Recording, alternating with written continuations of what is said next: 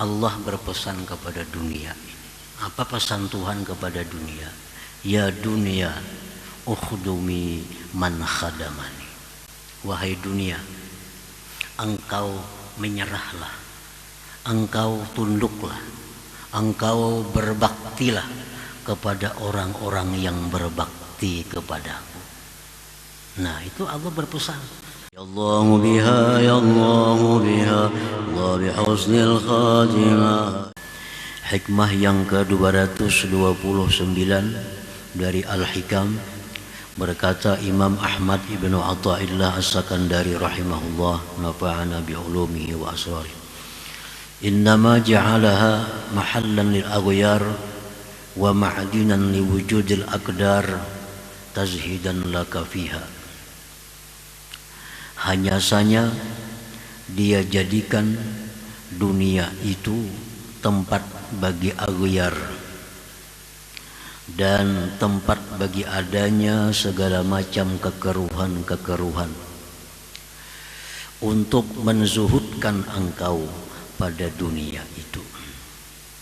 Itulah terjemah hikmah yang ke-229 ini.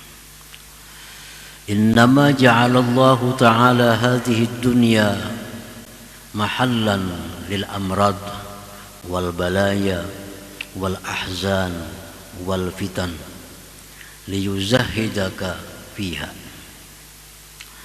Hanya saja Allah Subhanahu wa ta'ala menjadikan ini dunia tempat bagi segala macam penyakit. Segala macam penyakit tempatnya di dunia. Wal balaya, segala macam bala Allah tempatkan di dunia ini.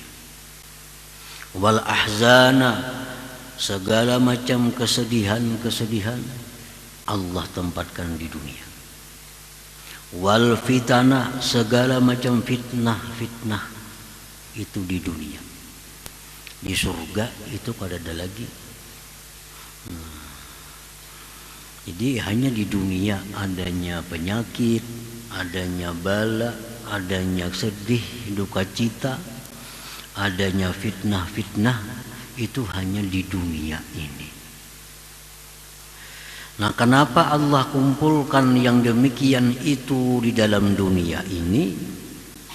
Agar ia zuhudkan engkau pada dunia, agar Allah jauhkan hati engkau daripada dunia itu. Itu maksudnya. Nah, fala tuhibbuha, maka engkau tidak mencintai dunia itu. Mencintai dunia berarti mencintai tempatnya penyakit, tempatnya segala bala, tempatnya duka cita dan sebagainya tadi. Wala targhabu fiha, dan tidak gemar engkau pada dunia itu. Wala tarkanu ilaiha, dan tidak condong kepada dunia itu. Wala tata'allaqu biha, dan tidak bergantung hati engkau dengan dunia itu. Lianna ma'ala amriha ilal fana' waz zawal, karena akibat atau akhir perkara dunia itu adalah kepada kebinasaan dan hilang. Nah, bila kita mencintai dunia, nah, satu saat kita akan kehilangan. Bila kita menggemari dunia, satu saat dunia akan hilang. Bila kita condong kepada dunia, satu saat dunia akan hilang. Bila bergantung dengan dunia, nah dunia itu akan binasa. Kita pun akan ikut menjadi binasa. Nah, para muhibbin rahimakumullah. Jadi itu sebabnya Allah jadikan hanya di dunia ini tempat segala macam yang demikian. Sedangkan surga bersih daripada segala macam penyakit, bala, luka cita dan sebagainya. Wali syughliha iyyaka ghaliban 'anillahi ta'ala, dan karena mengganggunya itu dunia, menyibukkannya itu dunia kepada engkau daripada Allah Subhanahu wa ta'ala. Dunia ini membuat kita sibuk daripada Allah. Jadi Allah suruh kita ini supaya jangan hendak berpegang dengan dunia itu. Bila kita berpegang dengan dunia, berarti kita berpegang dengan yang mengganggu kita, mengganggu hubungan kita dengan Allah Subhanahu wa ta'ala. Nah, para muhibbin rahimakumullah. Nah, segala macam ibadah kita terganggu biasanya karena urusan dunia. Wirid kita atau bangkalai biasanya urusan dunia. Nah, jadi kalau kita mencintai dunia, yaitu akibatnya kada akan bisa lurus ibadah kita, kada akan bisa istiqamah taat kita kepada Allah. Wali anna hubbaha ra'su kulli khati'ah, dan karena mencintai dunia itu adalah merupakan pokok segala dosa. Kenapa orang mengurangi takaran, timbangan, hendak banyak berhujung? Nah, mencintai dunia, hakun mau rela mengorbankan agamanya. Takaran berapa ada? Takaran itu dikurangi, timbangan dikurangi, minyak mestinya murni dicampur supaya banyak untung. Nah, itu akibat daripada mencintai dunia, banyak dosa-dosa yang didapat di situ. Orang biasanya bermusuh-musuhan akibat karena dunia. Jadi mencintai dunia itu adalah pokoknya segala macam dosa. Wa qad warada 'anil Nabi sallallahu alaihi wasallam man ahabba dunyah adarra bi akhiratih. Sungguh mendatang dari Nabi sallallahu alaihi wasallam, barang siapa yang mencintai dunianya maka akan memudaratkan akhiratnya. Ini dunia akhirat ini diciptakan Allah macam timur barat. Bila kita dekat ke timur berarti jauh ke barat. Bila kita berparak makin dekat ke barat berarti makin jauh ke timur. Nah, itulah perbandingan antara dunia dan akhirat itu. Bila kita mengutamakan mendekatkan diri ke dunia, jauh dengan akhirat. Bila kita mendekatkan dengan akhirat, jauh dengan dunia. Nah, jadi ujar Nabi ini, barang siapa yang mencintai dunianya itu pasti akan mengganggu akhiratnya. Ada tenaga pikiran terganggu. Artinya apa? Ada orang yang kada sibuk dengan dunia, di rumah dia menjalankan bisnis hanya lewat orang-orang, di rumah aja dia, tapi pikirannya pun kada akan sunyi daripada dunia itu. Nah, sedangkan pikiran yang bercampur dengan duniawi itu menghambat kita untuk bisa khusyuk di dalam sebuah ibadah kita. Nah, khusyuk dalam sembahyang, khusyuk dalam baca Quran itu merupakan buah daripada az-zuhdu fid dunia. Kalau kita masih mencintai dunia, mustahil sembahyang itu bisa khusyuk. Mustahil. Kenapa? Sebabnya karena khusyuk itu buah daripada zuhud. Buahnya zuhud. Kalau zuhudnya kada mau ada buah. Banyak pelajaran-pelajaran dari Imam Ghazali, dari berbagai macam ulama, bagaimana cara sembahyang supaya khusyuk. Pelajari itu, pahami itu. kada akan bisa kita mempraktikkan kalau hati kita masih cinta kepada dunia. Banyak buku-buku dikarang oleh cendekiawan, oleh para ulama, bahkan dari para aulia, bagaimana supaya cara sembahyang itu khusyuk. Nah, jadi cara seperti itu bisa kita praktikkan dalam sembahyang kita kalau kita ini zuhud dengan dunia. Kalau masih mencintai dunia, kada akan bisa dapat yang namanya khusyuk di dalam sembahyang itu.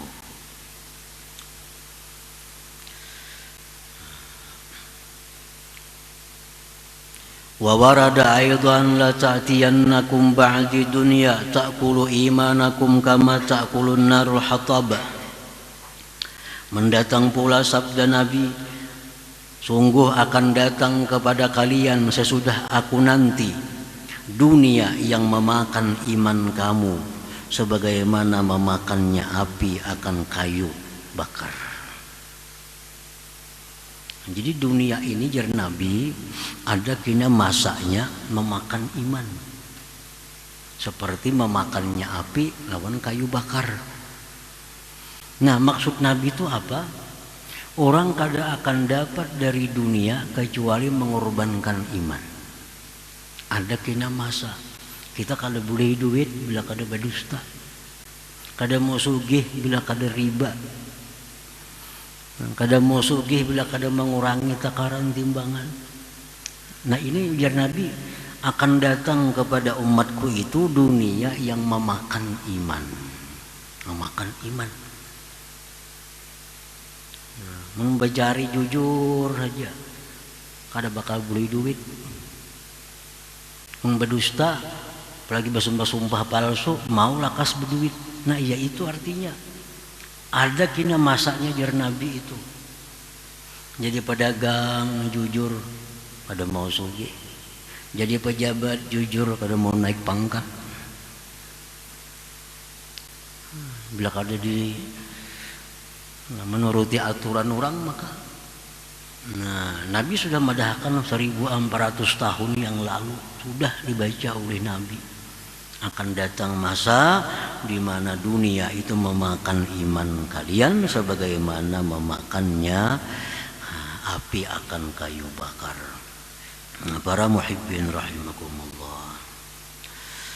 Qala ba'dhum, berkata sebahagian ulama, taraktud dunya likasrati anaiha wa qillati ghanaiha wa khissati syurakaiha wa sur'ati fanaiha.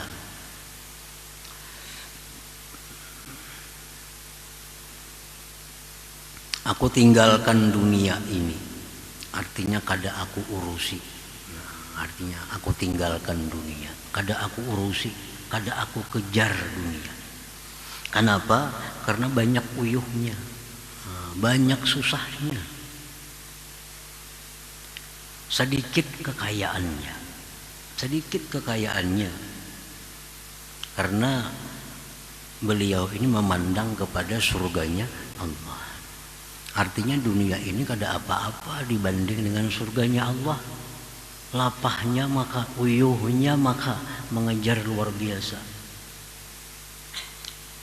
Wa khissati syurakaiha, dan hina orang-orang yang bersekutu dengan dunia itu. Orang-orang hina. Yang banyak nang segi-segi itu orang-orang nang non-Islam. Yang banyak orang-orang kaya itu orang Yahudi. Yang banyak orang kaya itu orang Nasrani. Wa sur'ati fanaiha, dan cepatnya hilang dunia ini. Cepatnya hilang dunia ini. Nah, para muhibbin rahimakumullah. Jadi dunia ini begitu diciptakan oleh Allah Subhanahu wa taala, yang namanya dunia, Allah berpesan kepada dunia ini. Apa pesan Tuhan kepada dunia?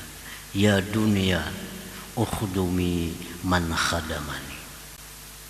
Wahai dunia, engkau menyerahlah, engkau tunduklah, engkau berbaktilah kepada orang-orang yang berbakti kepadaku. Nah, itu Allah berpesan. Begitu Allah ciptakan dunia itu, Allah sudah berpesan kepada dunia, wahai dunia, ukhdumi man khadamani, engkau berkhadamlah kepada orang-orang yang berbakti kepadaku. Dan engkau larilah daripada orang-orang yang tidak berbakti kepadaku. Nah, jadi ada dua manusia. Ada manusia yang dikejar oleh dunia, ada manusia yang mengejar dunia. Siapa manusia yang dikejar dunia? Orang-orang yang bakti kepada Allah Subhanahu wa ta'ala. Orang-orang yang selalu dalam keadaan taat kepada Allah. Ini dunia mengejar. Dari muka, dari belakang, kiri, kanan. Dikejar oleh dunia. Nah, ada lagi orang-orang yang ingkar kepada Allah. Ini orang-orang yang pengejar dunia. Nah, pengejar dunia. Kemana ada dunia, datangi sana. Kemana ada peluang, datangi sana. Kada semuanya itu dapat. Kada semuanya berhasil. Para muhibbin rahimakumullah. Wa warada 'anil nabiy sallallahu alaihi wasallam al-mu'min baina makhafatain. بين أجل قد مضى لا يدري ما الله صانع فيه وبين أجل قد بقي لا يدري ما الله قاض فيه فليزود العبد من نفسه لنفسه ومن دنياه لآخرته ومن حياته لموته ومن شبابه لهرمه فإن الدنيا خلقت لكم وأنتم خلقتم للآخرة. Orang beriman itu, jar Nabi, di antara dua ketakutan. Satu, ketakutan terhadap masa lalu. Apa takutnya? Apakah amal ibadahku diterima Allah? Apakah dosa-dosaku itu diampuni Allah? Kan kita kada tahu nih, kada tahu. Nah, orang beriman takut terhadap perkara yang masa lalunya. Apakah amal ibadah diterima Allah? Dosa diampuni Allah.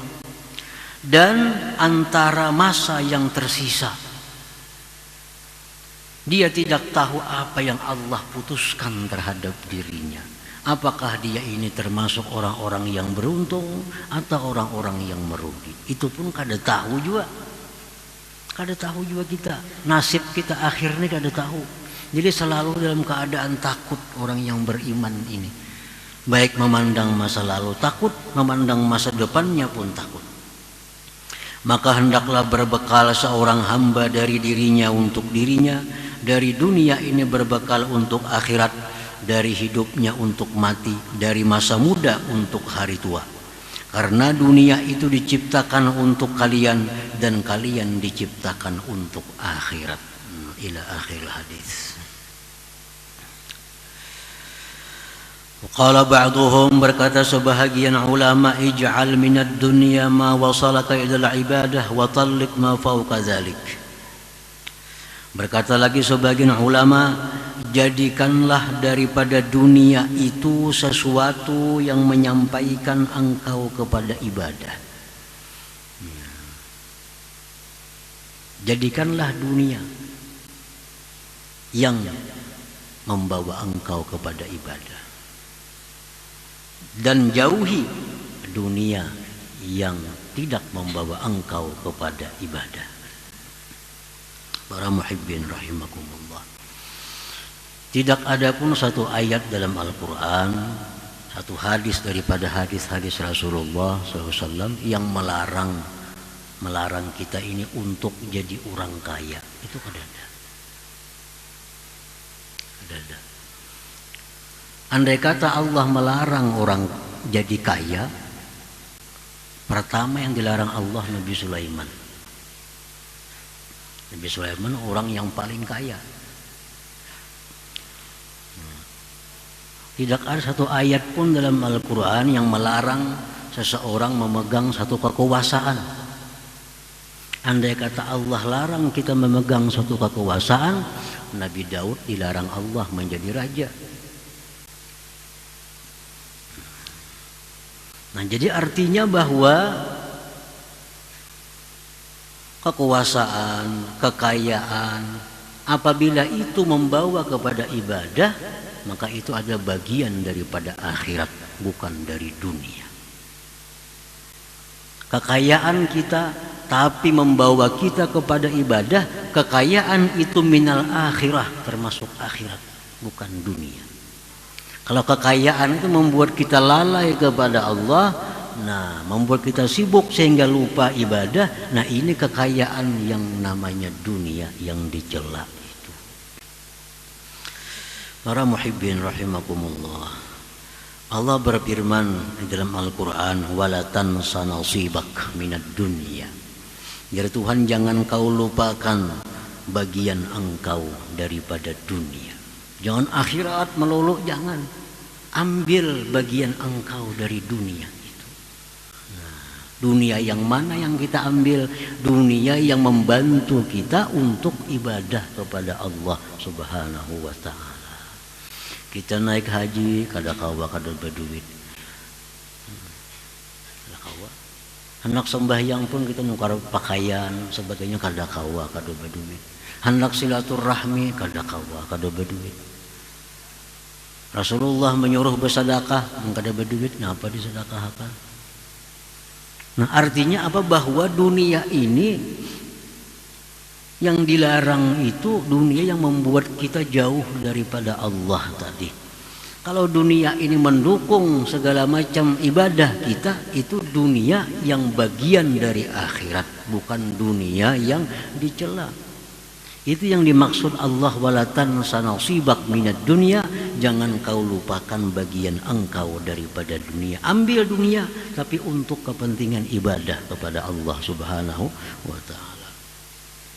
Rasulullah SAW berdoa dalam sebuah doa beliau, Allahumma la taj'alid dunya akbara hammina wala mablagha ilmina. Ya Allah, jar Nabi, jangan kau jadikan dunia itu menyita sebagian besar pemikiran kami. Artinya apa? Bahwa kita boleh aja memikirkan dunia itu, tapi jangan sampai menyita sebagian besar pikiran kita. Dunia dipikirkan melulu. Nah ini nang Nabi kita berlindung kepada Allah. Dunia dipikirkan juga, cuma jangan menguasai pikiran kita. Ada yang lebih penting daripada dunia yang mesti kita pikirkan, yaitu hari kembali kita, tempat kita selama-lamanya. Nah itu maksud Nabi. Dunia jangan kada dipikirkan, pikirkan juga. Pikirkan juga dunia, tapi jangan menjadi akbar, paling besar pikiran kita. Siang mikirkan dunia, bisukan mikirkan dunia, tengah hari mikirkan dunia, sembahyang pun pikiran dunia. Nah itu nang Nabi kita berlindung itu. Kan orang cinta dunia jam itu, bisukan sudah mikirkan dunia. Karena tengah hari sembahyang pun pikirannya dunia. Nyembah juhur guringnya pun memimpi urusan dunia juga. Asar sembahyang urusan dunia di dalam hatinya, selalu dunia. Jadi ini orang ngarannya, ini orang dikuasai oleh pemikiran dunia. Nah itu yang Nabi kita berlindung. Ayo jangan pikirkan dunia, cuma jangan macam itu. Nah jadi jar Nabi, Allahumma la taj'ali dunya akbara hammina wala mablagha ilmina. Nabi kita kada melarang kita menyuruh, Nabi kita kada melarang kita menuntut ilmu dunia, ilmu pertanian, ilmu apalagi misalnya perdagangan. Nabi kada melarang, tapi jangan sampai itu mablagha ilmina. Jangan sampai itu melulu yang kita kaji, urusan dunia melulu, urusan akhirat sedikit dikaji. Nah itu yang jangan. Kaji urusan dunia, berdagang kayak apa supaya bagus, bertanam kayak apa supaya bagus, bertani kayak apa supaya kaji itu kada jadi masalah. Tapi jangan sampai urusan dunia ini yang utama kita kaji tanpa mengaji masalah kembali kita ke akhirat. Nah ini yang bujur-bujur ngarannya keseimbangan manusia. Manusia hidup di dalam dunia ini paling lawas 100 tahun. Jadi pikiran kita untuk memikirkan yang 100 tahun itu. Sedangkan di akhirat hidup kita kada ada batasnya lagi, selama-lamanya. Tentu pikiran kita lebih banyak memikirkan hidup yang selama-lamanya itu. Nah ini yang keseimbangan manusia. Kalau habis pikiran dicurahkan untuk memikirkan 100 tahun di dunia, tapi sedikit pikiran untuk hidup selama-lamanya, nah itu kada seimbang, kada normal, kada normal. Memikirkan nang kada lawasnya habis-habisan. Dicurahkan pemikiran, tenaga semuaan, memikirkan tempat kediaman nang bakal abadi, maka sedikit. Nah itu nang kada cucuk, nang kada sesuai dengan ajaran Nabi kita ini. Para muhibbin rahimakumullah. Jadi ij'al minad dunya ma wasalaka ilal ibadah. Jadikan dunia engkau itu yang membawa ibadah. Rumah sagan beribadah, kendaraan sagan beribadah, pakaian sagan beribadah, berisi duit banyak sagan beribadah. Nah ini disukai oleh Allah Subhanahu wa ta'ala. Itu yang disukai oleh Allah. Qala Luqman libnihi, Luqmanul Hakim berkata kepada anaknya, ya bunayya, hai anakku, bi' dunyaka bi akhiratik tarbahhuma jami'a, wala tabi akhirataka bi dunyak takhsarhuma jami'a. Ujar Luqmanul Hakim kepada anaknya, wahai anakku, juallah dunia engkau itu dengan akhirat. Juallah dunia engkau dengan akhirat. Tenaga kita dunia, jual dengan akhirat. Duit kita jual dengan akhirat. Gunakan untuk yang berpahala, artinya tarbahhuma, niscaya engkau dapat untung dunia dan akhirat. Dapat untung kedua-duanya. Kita gunakan diri kita untuk ibadah kepada Allah, kita akan dapat dunia akhirat. Kita gunakan duit kita untuk ibadah, dapat untung dunia akhirat. Itu hadis sudah menjamin, Rasulullah mana kasamalun min sadaqah. Nabi sudah menyatakan tidak pernah berkurang harta bila disedekahkan. Nabi sudah mengatakan demikian. Tidak berkurang harta bila disedekahkan. Jadi kalau kita menyedekahkan harta, itu artinya menjual untuk akhirat. Tarbahhuma, dapat dunia akhirat. Kalau keduanya dapat pahala, dapat gantiannya, ganal pada itu. Ganal pada itu. Wala tabi akhirataka bidunyak, jangan menjual akhirat dengan dunia engkau. Tubuh, jasad, semua full untuk dunia, pikiran full untuk dunia, harta benda full untuk dunia, sedikit untuk akhirat. Takhsarhuma jami'a, engkau akan rugi dunia akhirat. Kada untung dunia akhiratnya. Takhsarhuma.